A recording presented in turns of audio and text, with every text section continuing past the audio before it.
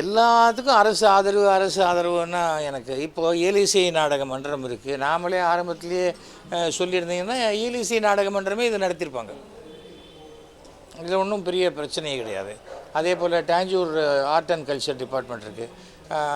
அந்த மிஸ்டர் ஏமநாதன் அவரும் நம்மக்கிட்ட பேசினார். ஆனால் எல்லாத்துக்குமே அரசுன்னு வரும்போது அதுக்கு உண்டான ஒரு ஃபண்டு ப்ராப்ளம் ஒன்று இருக்கும். இவ்வளோ செலவழிக்க முடியும், இல்லை இவ்வளோ தான் பண்ண முடியும், அதெல்லாம் இருக்கும். நம்ம எல்லாத்தையும் பண்ணிவிட்டு அவங்கக்கிட்ட போகக்கூடாது. பண்ணுறதுக்கு முன்னாடி போனால் இப்படி பண்ணினா நல்லா இருக்கும்னா அப்போ தான் பண்ண முடியும். நாடக கலைஞர்கள் நாடகம் என்பது உலகத்தில் அழியவே அழியாது சார். சின்ன பசங்க இன்றைக்கி ஸ்கூலில் ட்ராமா போடுறாங்க, பெரிய எபிக்ஸ்லாம் போடுறாங்க, இங்கிலீஷில் போடுறாங்க, எல்லாத்துலேயும் ஒவ்வொருத்தரும் போட்டுட்ருக்காங்க. நாடகம் என்பது தமிழ்நாட்டில் இந்த சபாக்கள் என்ற அமைப்பு இருந்தபோது, நான் நாடகத்துக்குள்ளே வந்தபோது 1970s அப்போ 145 நாடக குழுக்களும் 150 சபாக்கள் இருந்தது. இப்போ 12 சபா தான் இருக்குது. அப்போ நான் ட்ராமா போட்டது ஏன் இவ்வளோ இப்போ போட முடிஞ்சது 7000 ஷோன்னாக்க என்னுடைய மகாபாரதத்தில் மங்காத்தா ஒன்மோர் எக்ஸாசிஸ்ட் பீரியடில் ஆரம்பித்ததில் 28 நாளில் 32 ஷோ, 90 நாளில் 120 ஷோ, ஒரே நாளில் 8 ஷோ போட்டிருக்கேன், 5 ஷோ போட்டிருக்கேன், 4 ஷோ போட்டிருக்கேன் வேறு ஆடிட்டோரியத்தில். இப்போ நாட் பாசிபிள். இப்போ மாதத்துக்கு 2 ட்ராமா போடுறோம், அவ்வளோதான் பண்ண முடியும். சில பேர் வருஷத்துக்கே 2 ட்ராமா தான் போடுறாங்க. இப்போ கார்த்திக் ஃபைன் ஆர்ட்ஸுக்கு அவங்க கோடை நாடக விழா நடத்துகிறாங்க. வருஷத்துக்கு 12 அல்லது 15 புதிய நாடகங்களுக்கு வாய்ப்பு தராங்க. அதனால் இப்போ என்னாச்சு, மார்ச் மாதம் இப்போ ரெடி ஆகிட்டாங்க நிறைய பேர். இந்த கோடை நாடக விழாவில் நம்ம ட்ராமா போடணும் அப்படின்ட்டு ஸ்கிரிப்டை ஹேண்ட் ஓவர் பண்ணி ரிஹர்சல்லாம் பண்ண ஆரம்பிச்சிருக்காங்க.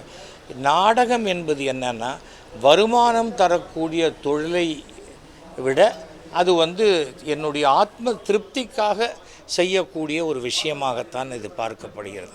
நான் என்னுடைய சினிமா பாப்புலாரிட்டியை நாடகத்தில் யூஸ் பண்ணதுனால நாடகத்தில் எனக்கு அதிகமான வரவேற்பு கிடைச்சதே தவிர, நாடகம்னு ஆரம்பத்தில் போட்டவங்க நிறைய பேர் சினிமா சான்ஸ் கிடச்சோன்னா அதை விட்டு போயிடுவாங்க.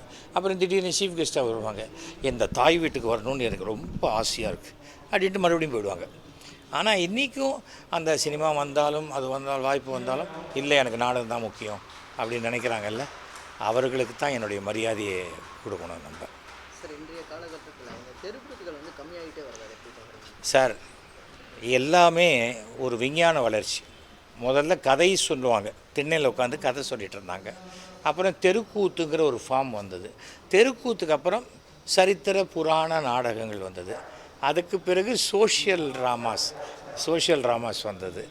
அதுக்கு பிறகு என்னாச்சு, சினிமா, தொலைக்காட்சி வந்தோடனே என்னாச்சு, நாடகத்தில் எழுதிக்கிட்டு இருந்தவங்கலாம் தொலைக்காட்சிக்கு எதாவது நாடகத்தில் நடிக்கிறவங்கலாம் தொலைக்காட்சிக்கு போனாங்க. அப்புறம் அவ்வளோதான், விஞ்ஞான வளர்ச்சி. இன்றைக்கி ஓடிடி ஃபார்ம் வந்துருச்சு.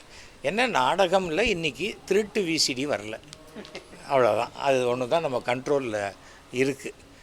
ஆனால் என்னுடைய நாடகங்களை பொறுத்த வரைக்கும் நான் முதல்ல நாடகம் போட ஆரம்பித்த போது அது என்ன, இன்றைக்கி போட்டால் தான் நமக்கு மரியாதையா, நாளைக்கு நம்ம போய் நிற்கலைன்னா நம்மளை மறந்துடுவாங்களேன்னு சொல்லி ஆடியோ கேசட் கொண்டு வந்தேன். இன்றைக்கும் உலகம் முழுக்க என்னுடைய ஆடியோ கேசட் இருக்குது. கேசட் கிடையாது, இப்போ பென்ட்ரைவில் இருக்குது. டெக்னாலஜி மாறும், தியேட்டர் பர்ஃபார்மன்ஸுங்கிறது மாறப்போகிறது கிடையாது, அவ்வளோதான். இன்றைக்கி லண்டனில் இருக்குது, அங்கே இருக்குன்னா அங்கே இருக்கிற மக்களுடைய மனோபாவம்லாம் வேறு, இங்கே வேறு. அதனால் இங்கே டக்குன்னு அப்படி பண்ணுறது கஷ்டம். பட் நாடகங்கள் இருந்து கொண்டே தான் இருக்கும். அதுக்கு என்றைக்குமே அழிவு கிடையாது. நாடகத்தையே உயிர் மூச்சாக கொண்டவர்கள் எத்தனையோ பேர், பம்மல் சம்பந்தம் முதலியார்லேருந்து நவாப் ராஜமாணிக்கிறது எத்தனையோ பேருடைய சாதனைகளும் உழைப்பும் தான் இன்றைக்கி நாடகத்தை வாழ வைத்து கொண்டிருக்கிறது. பாதகம் செய்பவரை கண்டால் நாம் பயம் கொள்ளலாகாது பாப்பா, மோதி மிதித்து விடு பாப்பா, அவர் முகத்தில் உமிழ்ந்து விடு பாப்பா. அண்மை செய்திகளை உடனுக்குடன் தெரிந்து கொள்ள இணைந்திருங்கள் எம் நாடு தொலைக்காட்சியுடன்.